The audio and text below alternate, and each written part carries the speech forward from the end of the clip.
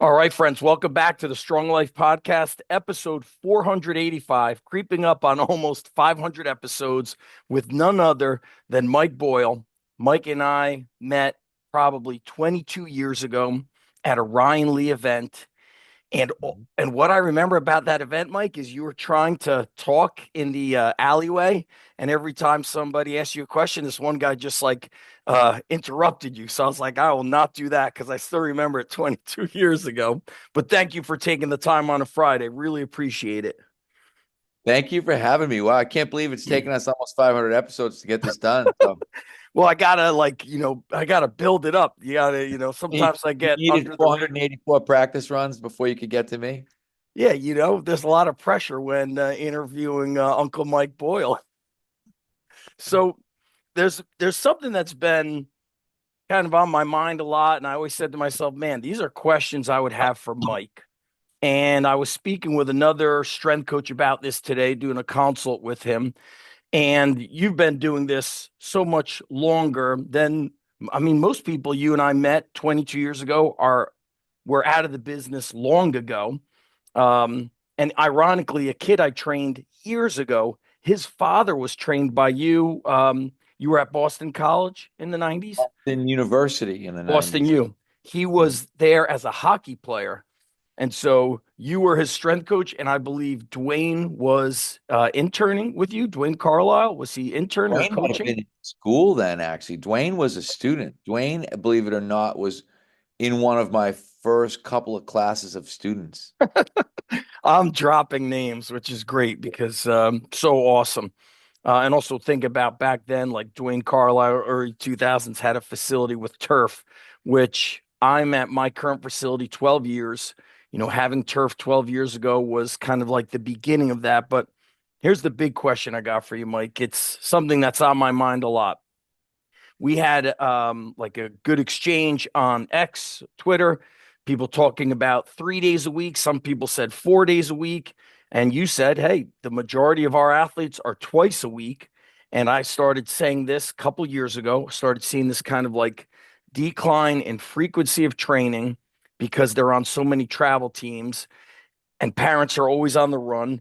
Do you feel that the strength training component of strength and conditioning and sports performance is viewed as just a lesser thing now because their parents are so busy and there's been more of a emphasis on speed, velocity, speed and agility buzzword, things of that nature?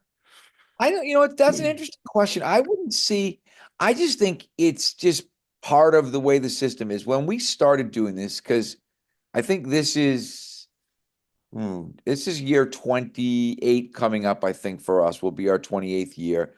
When we started out, there was some summer hockey tournaments, and that was really about it. There was not a lot of travel sports. So we had a lot of kids that did 4 days a week in the summer, a lot. And then slowly over time, we started to see that the 4 day a week thing started to slip, and the 4 day kids tended to be the really serious kids who loved the gym and really wanted to be there. So our morning groups would be 4 days a week. And then we started realizing, we said, hey, we got to really start doing some Monday, Wednesday, Tuesday, Thursday, 2 day groups because we were getting a lot more call for that. And I don't know if it's become less important because I think it's become more important because there are more kids doing it. But I think just the reality of scheduling and having gone through it, and you have kids, right? Yep. Once you go, my perspective changed very much on the business when I became a parent because I started to realize how difficult it was just to get two kids around to where they were supposed to be between again if you want your kid to do multiple sports, so you've got a different sport every season, and the way multiple sports works now, they all overlap, and there's generally a major sport that goes year round. Even though your kids are doing multiple sports, they're probably more interested in one, so you're finding whether they've got a practice or a skill session. So I went with the idea, and I got this from Zach DeCant, who's at TCU, who I love, really Yep. smart guy. And his thing was, hey, if you can stack 2 workouts a week from the time your kid's in seventh grade to the time your kid's a senior, you're gonna have 600 workouts under your belt, and your kid's gonna be pretty strong. And that's what I did with my son. We were working out today actually, and He's not a big kid in terms of he's 175 pounds. He's a sophomore in college, but he's one of the stronger guys on his team. He's one of the faster guys on his team. And he wouldn't have been if we hadn't stacked those 600 workouts. My daughter, same way. My daughter was different in terms of, totally different body type than my son, really short, stocky, but same thing. 2 days a week from the time she was probably 10, 11 years old till the time she got done playing. And she ended up playing in the women's professional hockey league. She, got a full scholarship to college. So I just think that's kind of the way it is. And you just have to accept, in my mind, that you're going to get a few 4-day kids. The problem that I run into is that, like, now I would look at it, and this is what started the thread with me, was that I would like to go 3 days a week with everybody in the summer. But from a business standpoint, it's hard to say to people, oh, we're going to take our product from this Monday, Thursday product that cost X amount of dollars. Now we're going to make it a Monday, Wednesday, Friday product. But we want to keep the price the same because obviously we don't want our revenue to drop by 25%. So there's there's practical logistical things that get in the way maybe of programming the way that you want to, but that's why my son and his friends, who I train for free because they're kids that I've known since they were little, we go 3 days a week. We go Monday, Wednesday, Friday. We go 3 days a week, and Tuesday, Thursday they've got open for skill work. If they want to go and do lacrosse stuff or do hockey stuff or whatever it is they're going to do, they know they've got plenty of time to do that. And the reason I like it, and I posted this in the thread or in one of, there was a couple of different threads that were going, is what I found, particularly when I started looking at lower body stuff that I liked to do. I had trouble getting everything I wanted to get done in effectively 2 days, because if you've got a 4-day workout, two of them are lower body or lower body emphasis, however you want to, however you're programming. But so to me, that only gives me effectively 6 slots over 2 days for, what we would look at as kind of primary lower body exercises. When we expand to 3 days, we get 9 slots because we've got, the way we kind of, pair our exercises or tri-set our exercises or whatever it is. Because, now we can do, a unilateral knee dominant. We can do some type of hip dominant, unilateral hip dominant, and we can pick something. I always think our kind of posterior chain hamstring menu keeps getting bigger in terms of I don't like Nordics, but there's some variations of Nordics that I like to use, what we would call Nordic isos, where you're just kind of holding that top Yep. position. I like slide board leg curls. I like hip lifts. I like one leg straight leg deadlift. I like skater squat. I like trap bar deadlift. And they'd all be posterior chain stuff. You look at that and think, I can't go that posterior chain heavy on any one day during the summer, or I'm going to have kids whose hamstrings are going to be fried. And now I can't do the sprinting that I want to do. So I think it has always been, and it will always be about logistics. And we have to have the ability to not be back when I was younger, we did it this way kind of people, and think, how do I adapt to the market?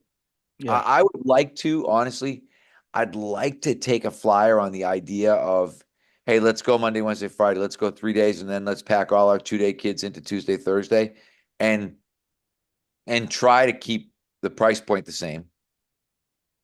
But I do that. the other thing that you do is now you have your staff working 5 days versus four, because our staff basically pretty much works four in the summer. What do you close on? We What don't really days? close on Friday, basically, but a lot of times people work Friday morning. Like, people might do some of their personal training stuff on Friday morning, or some kids that want to get an extra day in. But generally by noontime Friday, we're out of there. So it would drastically alter our business if I tried to do that across the board. So I don't know if I'm ready to drastically alter our business. That's, I guess, what it comes down to. So the end result, we have more 2-day kids. Yeah. One thing that you mentioned, so my daughter's a senior, my son's a sophomore. So the benefit of dad being a strength coach is they start doing these things early, and they've stacked days much earlier. But I'm wondering if you've seen this. The tricky thing is I see certain kids at my private facility, and it's different. I've been at a high school. This is my 6th year. At the high school level, I see many incoming freshmen who play football, combative contact sports, who can't do 10 proper push-ups, who can't do a full body full range bodyweight squat. And at the private sector, I'm getting a different kid. Do you think, Mike, that when we were younger in those early 2000s and you starting in the 90s, did we not notice the quote unquote mobility issues, or we just were not smart enough, or was it just not there? No, I think we just didn't notice. Honestly, I don't think we'd been, because I think about the kind of strength coach that I was in the 1980s. I always joke. Gray Cook would get up at seminars and always say, "Hey, don't add strength to dysfunction." And I would always jokingly say, "Come on, I did that for a living. Like that's what I did all the 80s." Is I tried to get immobile people to move more weight, even though it wasn't necessarily right. I can remember looking at ugly squats and thinking, "I wonder if I can get 10 more pounds in the bar with that kid." And never thinking, wow, gee, we really need to stretch his hips, or we should have a higher heel wedge, or I wonder what his hip mobility is like. I wonder if he's. I mean, I just don't think we thought about that stuff. Not, I won't say I don't think. I know we didn't think about that stuff. It's kind of I all we know, measured was weight. well, right. And like I said, I look, so right. I wrote this was 2004. I remember Functional, that book. right? This was 2016. I have them sitting here because I'm writing actually the third edition right now. So they're sitting next to me because I've been kind of looking, as I look at the chapters, I've been looking at them. But in 2004, I said to not stretch. I We don't didn't even, remember that. foam rolling hadn't even been thought about yet in 2004. And I don't even know if the word, and I would have to look back through the 2004 thing too. And we were progressive. I don't think the word mobility is in that book. Hmm. Well, looking, at those early 2000s, thinking of people that were speaking at Ryan Lee's event, you, Alan Cosgrove, Dave Spitz, Jeremy Boone and Lee Taft were kind of the guys talking about the quote speed and agility, but things like that we at least I wasn't looking at. I wonder if you have changed, what you've really evolved with what's going to go into this third book, deceleration. You mentioned the ISO holds on the Nordic leg curl. What do you feel is kind of going into your book because of how sports have changed, whether it's the frequency of sports or this, I'm noticing a higher skill level, but a lack of durability, a lot more injuries, surgery type injuries. Yeah, well, I think one of the things the big thing that's going in is the speed factor. I look at it now and think, and I've said this to a lot of people, and it pisses a lot of people off, but I think we've been very wrong. I think as strength coaches, we wanted to believe that strength produced speed. And I think in the very rudimentary stages of training, it probably does. If you get the engine bigger, that kid probably pushes the ground harder and moves forward better, faster. But what we realize now is what really produces speed is sprinting. And I did a last, say, 6, 7 years, I've been doing presentations on speed. And one of the things that I talked about is kind of the Carl Lewis, Ben Johnson thing, because I think everybody, at least of our generation, knows who Lewis is and knows who Johnson was and knows that those were the most famous races in the sprint world ever. And I said, you had Lewis on one hand, who really was disdainful of weightlifting and was a skinnier guy, kind of smaller, thinner, and Louis Johnson on the other hand, the consummate, like the Charlie Francis guy, banned for life for drugs, big squatter, big bench presser. What did we do? We all identified with Johnson, right? We identified with the guy, confirmation bias. We identify with the guy who agrees with us. And we look at Lewis and think, oh, Lewis just an outlier, doesn't like to lift. Then you look at Usain Bolt and you realize Usain Bolt, a bigger version of Lewis, right? Same, if you looked at body type wise, very similar body type to Lewis. And the thing that I said in the presentation is if you look at Lewis and Johnson and say, they were here and here on strength training. Well, what did they have in common? They both ran sprint. Sprints, yeah. And so what you realize is the common denominator of these great sprinters is, lo and behold, sprinting. And so we've been really emphasizing sprinting over the last, I would say, 6 or 7 years. Tony Hall we always ran. I always say to people, we always ran. I don't know if we sprinted Mm. because The thing that I said is, if you're not timing, how do you know if you're sprinting? You don't, 'Cause, yeah. yeah, you don't know how fast you are, right? If you don't know, if I said to you, Zach, how fast are you? And you were like, I'm pretty fast. Like, but if I say to you, Zach, what's your fly 10 time with a 15-yard buildup? You give me that number, I can tell you if you're fast or not. I was just going to ask you, what do you guys test? Do you do the flying 10? But what do We you do. We test are fly mostly? 10 people. We are fly 10 people. We go out as far as 20 yards in the summer because we have 30, well, we have, 40 some odd yards to deal with in the summer, so we can do that. But in general, during the year, we'll do a lot of 5-yard fly into a 10, 10-yard fly into a 10, 15-yard fly into a 10. And now we've started to do more, even more resisted sprinting, more sled sprinting, same thing, timing those, increasing the load. I have started to say to people, I'm looking at that like a horizontal Olympic lift. So I'm trying to get more weight on the sled, but I'm trying to get more weight on the sled and say, for instance, I want it to be under 2 in the fly 10 portion. So we're giving them a 10-yard fly in. We're timing that. If they're in the 1.7, 1.8 range, we're putting more weight on there. So the other day we were sprinting. We've been sprinting with 135 pounds in the sled, which for these guys is probably 75% of body weight, but we're sprinting with 75% of body weight very fast. I know And Mike Guadango's had you on the podcast. He's very much in your school of thought. yeah, and honestly, I think that's what you come around to, and you realize. I go back and think you still need to strength train. You need to strength train from an injury prevention standpoint because I don't think Yeah. there's any question. You need to strength train from an armor building standpoint, particularly if you're dealing with anybody in a contact sport. And I think contact sports go all the way down to soccer and basketball, really. 100%. The ability to, when you look at the LeBron Jameses of the world, you look at the guys like Tatum, or you look at, uh, you know, uh, Giannis and Wembanyama and those guys. They all get better as they get bigger, but there's a certain point where it stops helping.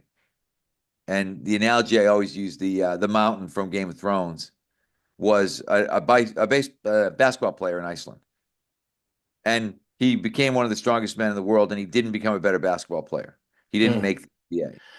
So you kind of get to a point where you realize there's probably some diminishing return here, and then the focus really needs to shift to the athleticism part of it. So I look at it now and think, I want my guys to get bigger. I want my guys to get stronger. I want my guys to be injury resistant. But what I'm really looking at is, I used to look at vertical jumps because they were easy to measure, but I want to see their vertical jump go up, and I want to see their fly 10 time come down. If their vertical jump is going up and their fly 10 time is coming down, then I think we're really moving the needle on them athletically. It's also hard to cheat the fly 10. The vertical jump, I think the athletes, as people complain about, they naturally, as they go up, their legs kind of kick forward. Fly One 10 is thing, actually impossible to cheat, honestly. right? If you looked at our data, the it's it's so consistent that it's crazy. We'll have guys who will run, um because our timer, we use these arena gear timers, and it goes out to the thousandth. And we'll have kids run 1:1:07 and then run 1:1:08, run 1:1:07, 1:1:06. And I mean, it's really, really good data where you're right. Vertical jump, there's a cheat factor involved. The good thing we always like with vertical jump is, I always tell people, I don't care. I just want the highest number you can produce. That's it. Yeah. Yes, I Knees think up, knees down, whatever. Like, I don't really care. Just try as hard as you can to spend as long as you possibly can in the air. But you're right. When you're looking at kind of purity of data, force plate's going to give you better data, because force plate isn't going to, and I'm not a force plate guy, but force plate is not a time in the air thing. It's a force. It's literally it's a scale. So it's measuring the force at takeoff. So you're going to get probably more pure data from a vertical jump standpoint yeah. from a force plate. I'm still waiting for the cheap force plate to come out, but Yeah, there. I mean, we're not there yet. we had Sparta when I was at Rutgers, and then I had done some work with Phil with the SEAL teams, and he was going to present to the government. So it's like government and big universities were getting them. Mike, I think like the argument that you and I definitely see on X is always the polarizing stuff. Like it's all strength or it's all speed, when the reality is you must just marry the two of them together. And you're simply saying, hey, what there comes a point where I'm moving more towards the speed and the sprint work. Because if I get this guy stronger or this girl stronger, for example, my daughter plays tennis. I always say to people, if my daughter deadlifts more, it's not going to do anything for her tennis. It's just going to detract. It'll exhaust her more and take Right. away. So that's the art of coaching, which only comes from boots on the ground. That my question to you, Mike, is when did you take yourself off the floor coaching where you're like, I got to stop being even putting in part-time hours? I've never stopped. I've been You're coaching this still, year 43. I was coaching this morning. I was there for whatever 3 hours this morning. I mean, I don't coach as long as I used to. I'm not there. I'm yep. not coaching. I used to coach 8, 9, 10 hours a day, some days, depending on where I was and what I was doing. I don't do anything remotely like that anymore, but I still coach. I think, I don't think you can remove yourself from it and still be good at it. I, Hmm. because like you said, whatever, boots on the ground, being in the game, you need to be watching what goes on, because I think what happens, and this is the big thing we see with the internet, is people, one, they just become parrots. They repeat what somebody else said, or they say things about how they train, from Hmm. training themselves, which again, to me, I wouldn't say it's meaningless, but it's pretty close. When you've got this sort of n equals one thing, and people say, "Oh, I do this," and I look and think, I don't. I mean, it doesn't matter, because particularly if you happen to have some genetic gifts, there's lots of stuff that's going to work. If you've got the right body type, you're going to be a good lifter. I was a pretty good lifter. I'm 5'9". I'm segmentally pretty even. So I don't have really like long legs or really long arms, or so I would just did pretty well in the weight room. But that one of the things I started to notice when I got into sports was that the best people in sports generally are not that segmentally equal. The really best people tend to be the opposite in terms of when you look at your best basketball players or your left tackle in football or whatever it is, some of these guys, they've got kind of different body types, maybe longer arms, longer legs, longer torso, whatever it is. And you've got to be able to marry all that stuff into your training. So as a result, it's really funny. One of the big things I see on Twitter all the time with me is people always say, well, you promote fragility. And I'm like, I don't promote fragility. I just promote being smart and looking at people and saying, hey, I don't think when I say like we don't box squat, I don't think box squat's a good exercise. I don't think the dip is a good exercise. There's things that I don't think are good exercises anymore that I used to do myself that I at one time thought were good exercises. Then I tried them on a broad range of people and realized, wow, this exercise is not broadly applicable. Hmm. And what you need, I always think if you're going to have a program or a system of training or a style or whatever it is, that needs to be broadly applicable. I need to be able to look at your daughter who plays tennis and say, I have a program that would fit her. I need to be able to look at my son who plays lacrosse and say, I have a program that would fit him. I need to be able to look at someone who plays football and say, I have a program that would be able to fit them. And that might mean that we're going to be more selective about the exercises. And when someone else argues, well, I've done that exercise for a long time and it didn't hurt me, I think it doesn't really matter. You're What one, yeah, you're I one person. right, I've applied it across thousands, and I've come to the conclusion that it's not a keeper for us, right? We look at exercises and think, what are the keepers? What are the things that we're going to keep doing? We abandoned back squat very, very early on, relatively speaking, in terms of probably around that 2005 time, right after Yeah, I functional training. remember. I just was like, just too much back pain. And it always gravitates back to back squat. We would have guys who could do everything but back squat and not have problems with their back. And for a while, we were front squat people. And then I tell this story all the time, but my friend Jeff Oliver, who's been at Holy Cross for probably 25 years, 30 years, I have no idea. He's been there a long time, said to me, if you could test single leg strength, would you just forget about double?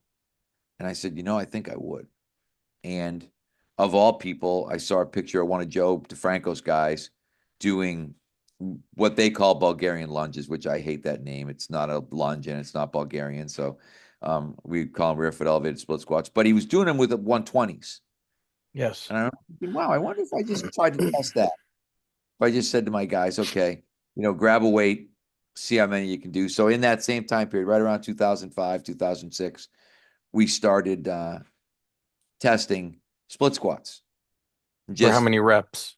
as many. Well, it was funny. The idea was to do 10. So we said, I remember saying to the guys, grab a weight you think you can do 10, 10 each leg or 5 each leg? 10 each leg, and then just go for it. Do as many as you can do. The first time we did it, almost every kid did 20. And I told them I stopped them at 20. I said, if you get to 20, I'm going to stop you. Almost every kid on my team. And then that's when I started to really look at the whole bilateral deficit idea and the whole idea of, wait a second, what is going on here with lower body work in terms of I had guys, and I mean, these were guys who were picking up the 120s. I probably had on my college hockey team, if I had 26 kids, I'm going to tell you at least 12 of them did the 120s for 20 reps. Jesus, 20 in a row per 20 20 each leg? consecutive each leg. Yep. And it I was like remember. because we didn't even know what we were doing. It was just one of these throw some shit against the wall. But the difference was I started looking and saying, wait a second, 240 for 20 on one leg? All of them, almost every one of them, 200 pounds or below. We had a few, maybe a handful of kids that were 210. And then I started thinking, wow. And then when they stopped, when they failed, we were doing dumbbells, they were failing because of their grip. Yes. They weren't 100, failing. Their leg, 120 is no joke. right? And they weren't. But then my thing was, you have so much juice in your legs. Then these are all the crazy thoughts that I had. So then I start thinking, because I've always said squats are limited by your back, right? Eventually your back gives out. When you watch somebody, if you did a high rep squat test, it would be very rare that somebody kept perfect form and eventually failed by not getting out of the hole, right? You need I've always said the problem with the back squat is if the athlete is not emotionally advanced and understanding how to really maintain technique under struggle, I always say if I got a gun to my head, I'm going with the front squat because it's pretty rare that they do it shitty. I mean, they Yeah. can. It But happens. it's a lot harder to do shitty. But my point was always if you fail, you generally fail forward. Yeah, which is how that guy died 2 years ago. Did Right. you see And you that? fail, yep. You fail in your back. Your low back is what stops you. And then I started thinking, gee, this explains, the old time bodybuilders, guys that we remember when we were kids, right? What would they do? They'd squat, they'd squat, and then they'd go and they'd jump on the leg press after they were done because they'd be like, oh, I still got a lot left in my legs, but I Yes. couldn't keep squatting. And what I started to realize is everybody's got a lot left in their legs that they don't get out. Mhm. And we get it out now through our unilateral work because we're not failing because our spinal loads are so low Yeah. because of what we're doing. So, this is all. And like my whole thing is for me, my wheels just keep spinning. I never stop thinking about this. And that's why you say, when do you remove yourself? I mean, I don't think I'll ever remove myself from doing this because I like the process. I just got my second set of eccentric hooks delivered because I wanted to play around with eccentric emphasis bench press or eccentric emphasis pushing.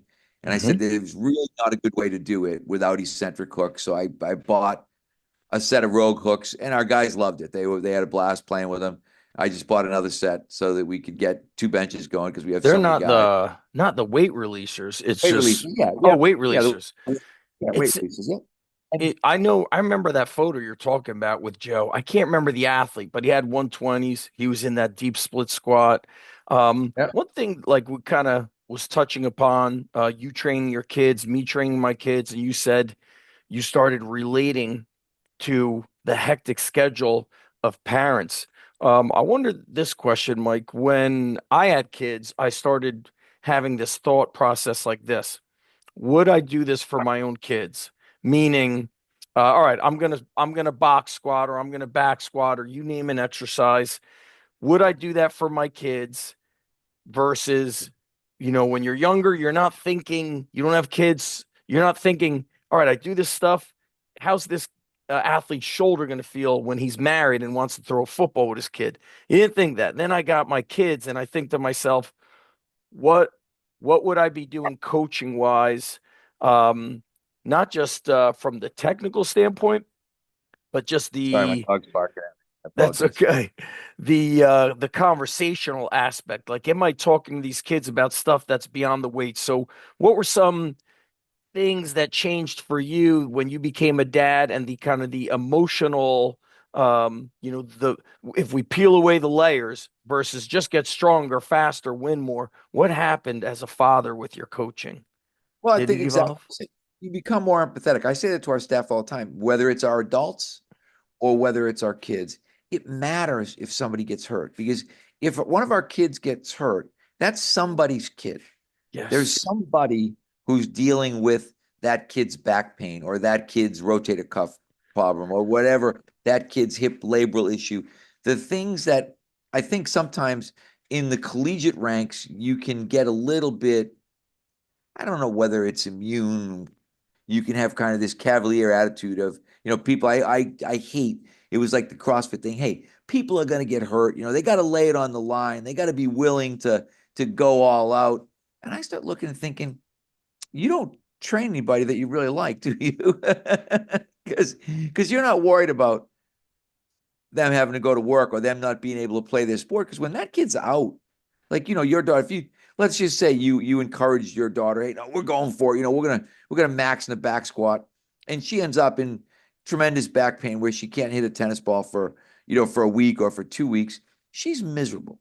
And Yes. what are you doing? You're going everywhere you're seeing every massage therapist, witch doctor, guru, needle person, whatever you can do to try to get her back so she can do what she loves to do, right? And I just started to treat everybody that way. When did And that happen? Was it before having kids or just I think having kids really drove it home. I think I felt that way even in college, because even in college, I started to get really close to these kids and realize that, again, whether it was like our hockey kids, they're trying to get to the NHL. And you start looking and just, you realize how much somebody is derailed by an injury. yes. It's not just because, again, if you're just a lifter, like for me, there was a time in my life I was just a lifter. My shoulders were sore. I'd ice my shoulders. I'd take some Advil. I'd do whatever. It wasn't a big deal because I wasn't trying to do anything else. All I was worried about was, does my shoulder recover enough in 7 days so that I can do the next bench workout 7 days from now? That's all that really matters versus looking and thinking like it's funny. We stopped crawling. Like people crawling was really big. But so initially we had put a lot of crawling stuff in our warm-ups, inchworms and things like that. And what I started realizing, my hockey guys, so again, we had 26, 27 guys on our roster, and all of a sudden I got 4 or 5 guys who were looking at me when we're crawling, and they're like my wrist, I can't crawl. And I started to realize, wow, as we get along in the season, these guys, especially centers, guys who take a lot of faceoffs, their wrist gets beat up. They've not, like, they can play in the games, they're fine, they can tape up whatever and be able to play in a game, but boy, it doesn't, and I have the kids, the tougher kids would be like trying to do inchworm on their knuckles, and I would look and think, maybe we should just stop crawling. Maybe it's just Yes. not, maybe it doesn't work for my population. And I Or think that's the part that we have to be adaptable to, is looking and saying, one, does this work for my population? Or two, is this just not even a good idea? And so often, and this is where, I look at people and it's always, I used to always joke, right? It's the West Side guy, right? It's the guy with his hoodie up or the skull cap on, and he's sitting there and he's telling you, oh yeah, you don't want to lay it on the line. You never were under the bar, blah, blah, blah. You know what I mean? All that bullshit, right? And you look and think, no, you're a freaking dumbass meathead who's never coached anybody that mattered. what It's you, happens your other is idiot friends. the struggle there, Mike, is they take what they value and push it on the Right. athlete. What you were talking about, I just look at it like, what is the timing? Is this smart to do at this time? Maybe I could do certain things in the off season.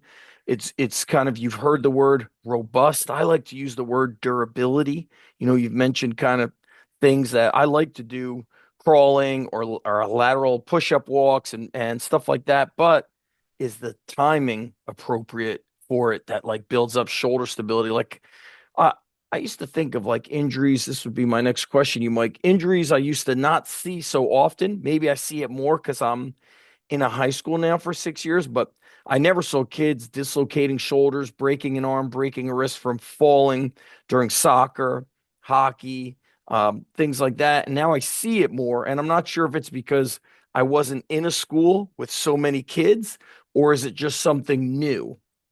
Nope, I'm wondering at what I you're think it's seeing. because you weren't there. You know Yep, what I mean? I think that's the difference. As the numbers go up, that's right. you see it more because suddenly I think everything is based on your what's your sample size? How many athletes are you seeing? How many people are you seeing? And that's why, and again, your population, right? Because you start looking at your population and thinking, um, obviously, until I started working for the Red Sox, we dropped baseball at BU very early on. We didn't have a baseball team anymore. So, I never saw Tommy John surgery. So, but we had tennis and we had pretty good, especially pretty good women's tennis. So we were dealing with rotator cuff issues. We didn't have volleyball. So we didn't, it was kind of like our rotator cuff people were our tennis people and our swimmers primarily. And then you just, it's like, who do you have in the weight room? Who do you get exposed to? And then you start to see, oh, wow, they have these. The PRI people used to use the term predictable patterns of dysfunction, right? People have predictable patterns of dysfunction, right? If I've got your daughter who's a tennis player, well, if she's a right-handed tennis player, then I'm going to think she's probably going to be prone to some right shoulder overuse injuries. That's going to be the number one thing that you're going to see in tennis. If you're looking at hockey, it's going to be groins. If you're looking at football, it's probably going to be hamstrings or concussions. There are going to be things, and then if you say, "Well, I don't have that population," you probably don't see those things. Yeah. What's you mentioned like PRI, Postural Restoration Institute, and we're talking about different sports. Have you seen an uptick in certain groups coming to your gym, certain sports that I feel like baseball the past few years has really taken to strength training and performance training? Have you guys seen an uptick? Because also your area is big with hockey is very big in New England, so I'm wondering what you've seen change or evolve. It's interesting. I think it's stayed pretty consistent, truthfully. We've always had a really big hockey market. And I think we don't do well in men's soccer at all because Okay. they value strength training, particularly. Yep. Your league is starting to spend some money and starting to get better about it. But in general, I would say your average US kid doesn't see strength training as important to him being able to play in the MLS. Baseball, on the other hand, like you said, baseball, it's become a really big part of baseball. Everybody in baseball lifts. All your good Yep. professional players are lifting. Uh, we have a really big women's lacrosse contingent, and I think some of that is because we've just got by happenstance, we ended up with some really good women's lacrosse players. So we have some of the best players in the country training with us, and so I think that's brought us a lot more kids. So I think some of it is kind of who's in your area, what's important in your area. For us, um, high school football is, it's not like even is like it's not like New Jersey, it's not like Bergen Catholic and Red Bank Catholic and some of these places. And the few teams that are good tend to have some in-house stuff. So we don't see those kids. So our football market is fairly small. Yep. I would say our female multi-sport market is really, really large. Our male hockey market is really, really large. Those would be, if you probably just said demographic wise, those would be the two big ones. Yeah. Well, you're mentioning your gym, and I remember seeing middle school kids there, and you kind of mentioned football, which made me think, man, we train a lot of middle school kids. Then when they get to high school, if the football coach takes over strength training, we lose them. But I know those kids going in, they know how to hang power clean. They could do all these body weight exercises. They are light years ahead of the kids. That being said, when I'm looking at gyms now, Mike, I feel like we mentioned the busy schedule. We're dads. We know how busy people are. I had a location that was a multi sport. They had a wrestling club in the building, jujitsu and boxing. And I feel like the parents really loved the fact that their kids could be there for two things combined rather than running anywhere. What's in your gym? Is physical therapy in there? What have you combined in there to add? We have a very small physical therapy practice. John Paloff works out of our gym. He's a sole kind of proprietor, so that it's not a big driver for us. Our major facility is just a big standalone. So we don't have anything like that at all. And that's part of it's parents getting that kid there. And as you said, huge. Our middle school, I think we could probably sell as many middle school slots as we put up on our website. That fills the fastest. And as you said, we lose them to football to some degree, but we really lose them to? We lose them to being too busy because Yes. the parents forget. And this is why they forget that the reason their kid got better is because of the training that they did. And then what I find is that they think, oh, wow, my kid's pretty good now.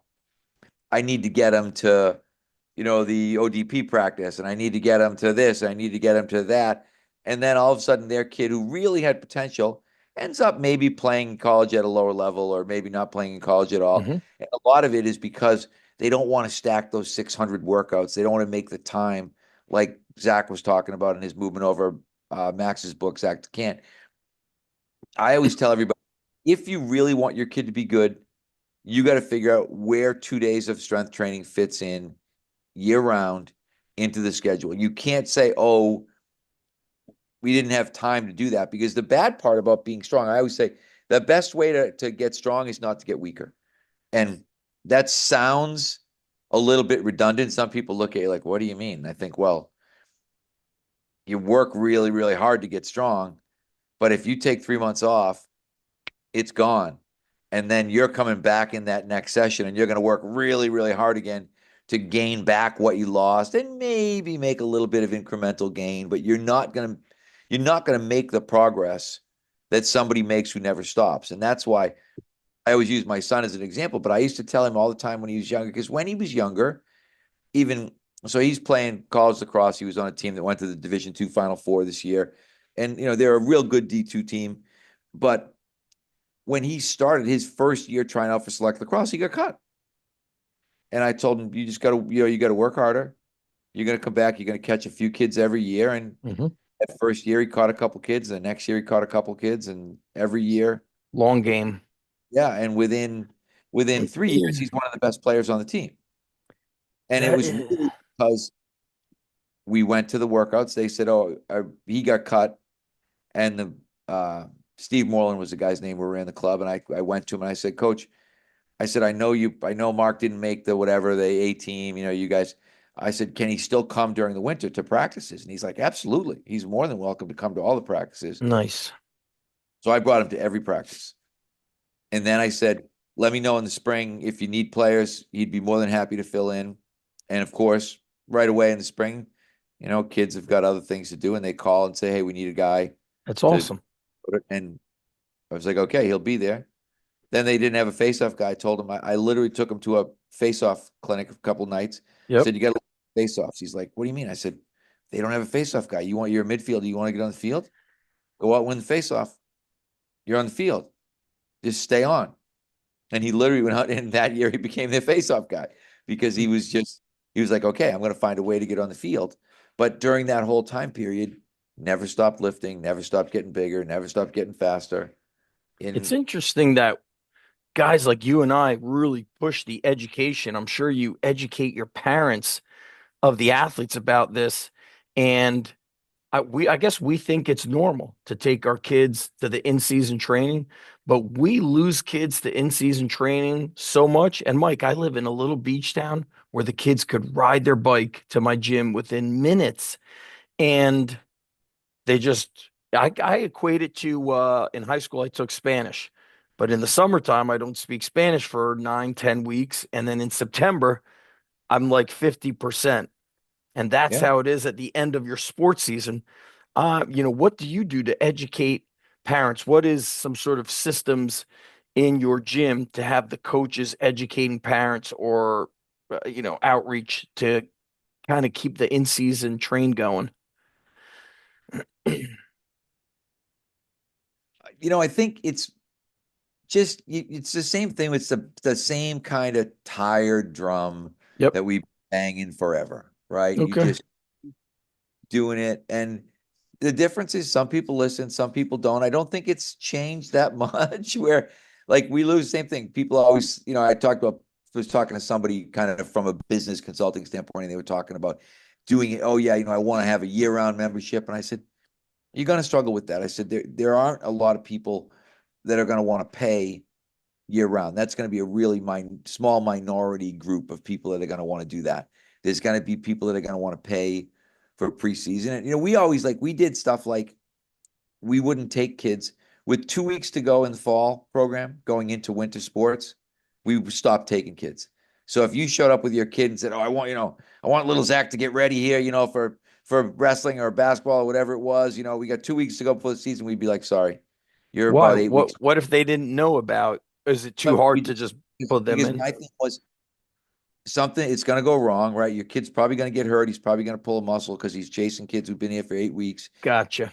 You're going to come back and you're going to blame me and you're going to say, "Oh, we took him to Boyle's and he got hurt, and and his whole season was screwed up."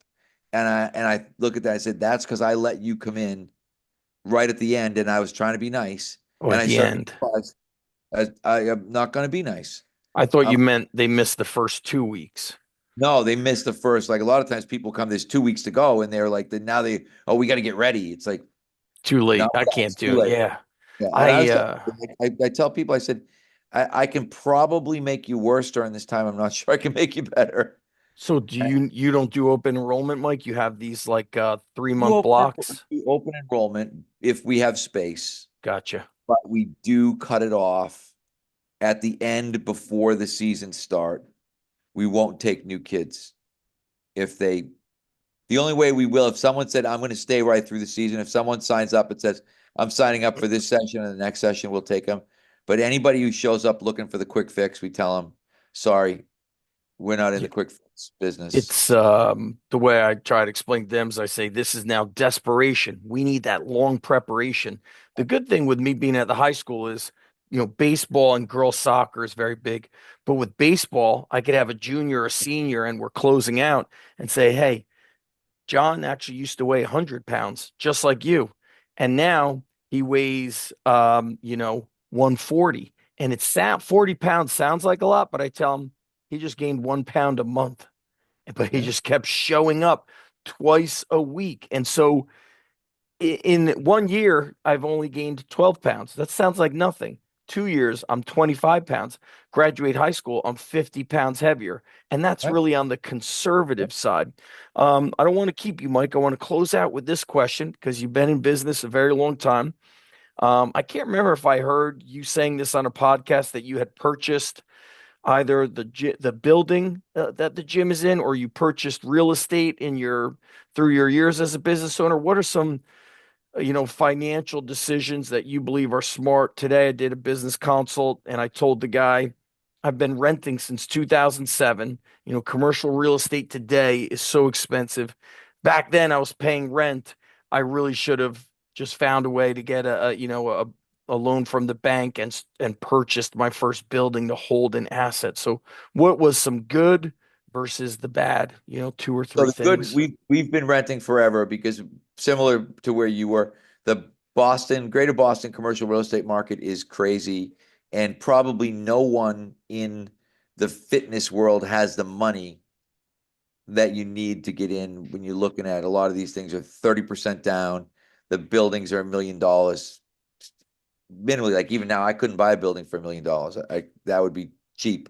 But so you need 300,000 to put down. But no, from a real estate standpoint, my wife and I have been house flippers since the 80s. So we Interesting. probably owned, conservatively speaking, we've probably owned 40 houses, maybe more. And we got good. I'm a passable carpenter, let's put it that way, in terms of Really? yep, I can It's do amazing. most things at a reasonable level. I can do drywall. I can put floors in. I can do the basic stuff that you need to do. I wouldn't say I'm a master carpenter. I'm not doing finished carpentry. I'm not putting moldings in, but I have no problem if you got to build a deck or do whatever. And so we we started learning to paint, and we realized even the house that we're in right now, that we bought this house. It's a beautiful house, unbelievable location. It needed a tremendous amount of work. My wife and I filled three dumpsters, three 10-yard dumpsters ourselves, Really? cutting the house out. Yep, we put the floors in ourselves. What about your kids? Did they help? My son actually started learning this summer. I Yeah, started teaching him that, the outside needed some work. We were shingling the outside, so I'm starting to teach him because I do think it's valuable. So I think the biggest thing, one, if you said financially, become a saver, live below your means, buy a house, buy a multifamily house, buy a uh, use your first time home buyer's opportunity because you get one in your life. mm, So I always think I'm always encouraging the kids that work for us, save money, buy a house. I was just talking to friends of ours Christmas Eve, and I am going to encourage my son to buy a three-family house as soon as he gets out of college. And we're going to use that first-time home buyer's opportunity to buy three units, get two rental units, so that he can smart. basically have somebody else. You have somebody else paying the mortgage, but that ability to be conservative and to live below your means, whether it's living below your means from what kind of car you're going to drive, what kind of house you're going to live in. I remember I've talked to people that, oh, I'm not living in a three family. I'm not living in a three decker, which is what we call them up here. And it's like, that's fine. Then you're probably going to be poor. You're probably going to spend your whole life struggling to pay your mortgage. Whereas we've been the opposite in terms of we were in we were in multifamily homes up until 25 years ago, probably till I was 40. We probably bought our first single family house when I was 40, and our daughter had just been born. And even in that situation, that single family house that we bought had literally there was the back door out to the deck was a plastic tarp that had been nailed up over it. It had legitimate holes in the holes. I'm talking about holes in the walls, like big enough to see into the next room. And we went in, and we literally, people like, you live there. We were like, yep, we finished the bedroom. Like we went in. The first thing we did was we just painted one of the bedrooms, got the bedroom in there, got the bathroom so that we had a toilet that flushed and a sink that had water, and then we just started working on the rest of the house. And we Well, worked. Oh when yeah, we I did that forever. Honestly, my that's wife and I. My wife is amazing in terms of she has no aversion to work at all. She, as I said, when you're looking at someone who'll carry 4x8 sheets of 3/4 inch plywood out to the dumpster with you all day, ripping them up with a crowbar and carrying them out. That's correct. When I met you, we bought a fixer-upper house in '03, and the first thing we revamped was the two-car garage. So for a year, I was running the business. That's where I started, if you remember. And every time I got paid, I just paid my wife's uncles, who are the contractors, but I did all the demo. But yeah, learning to do that work. My son, that's why my wife always wanted my son. My son helped me just hang up some whiteboard at the gym, and he knew how to put the anchors in and all that. She always wanted him to make sure he knows not to be so reliant on everybody else. Oh yeah, and if you are, you get robbed. Yeah, you'll get totally crushed. So when you are you still doing the once a week education for your coaches? Like you used to Yeah, record those. yeah, Okay, we do staff meetings every week, every Tuesday at 10. do you give them these kind of life/business advices? You do. Yep. Nice. Usually once or twice a year we'll focus in more on life stuff, but depending on. In their in the pay, is there a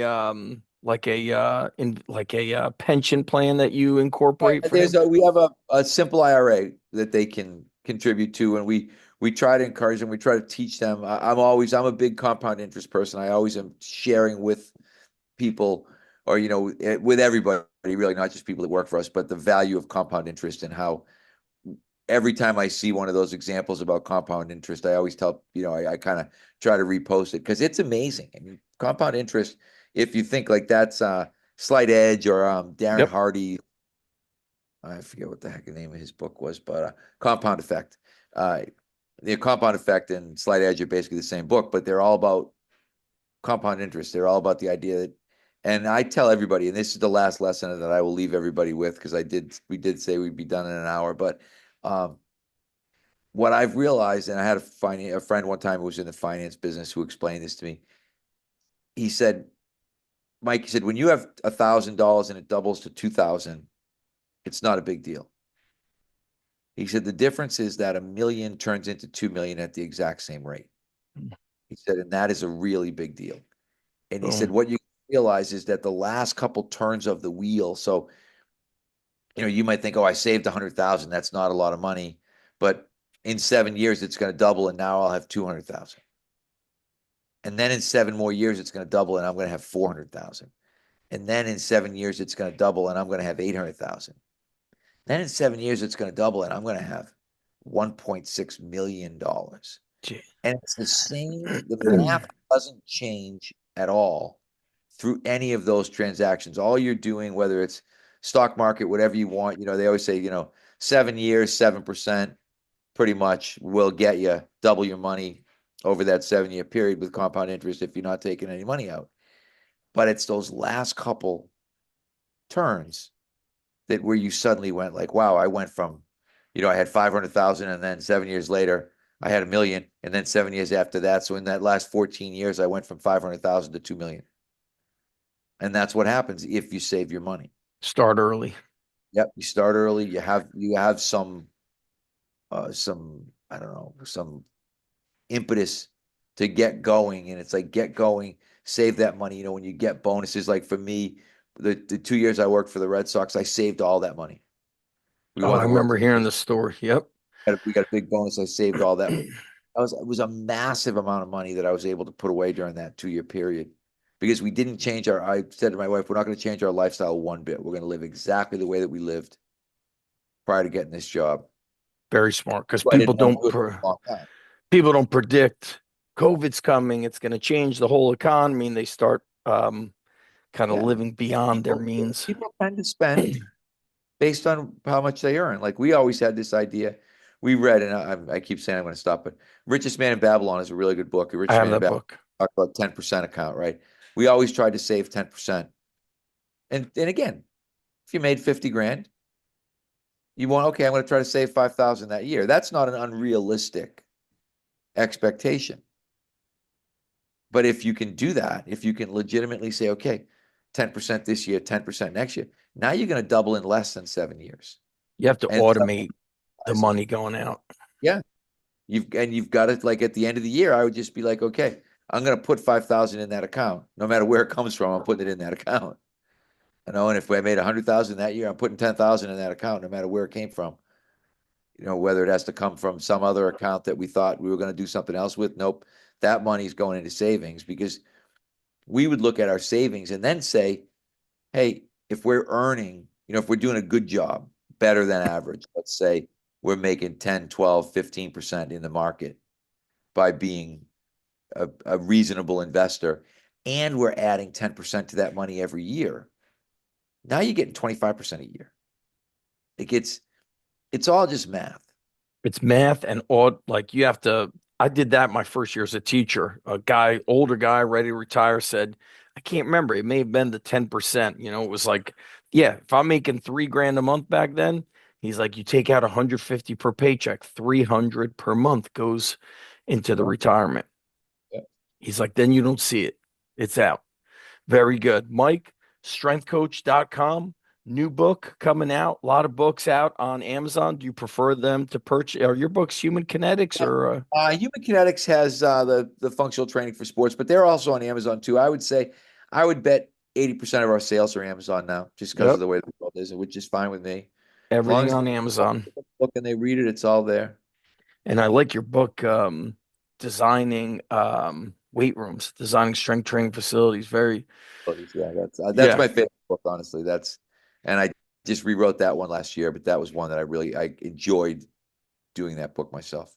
awesome. What about just for people listening, not watching, strengthcoach.com, X, very active. Anywhere else? You got the Instagram. So X, I'm M Boyle 1959. Instagram, I'm Michael _Boyle 1959.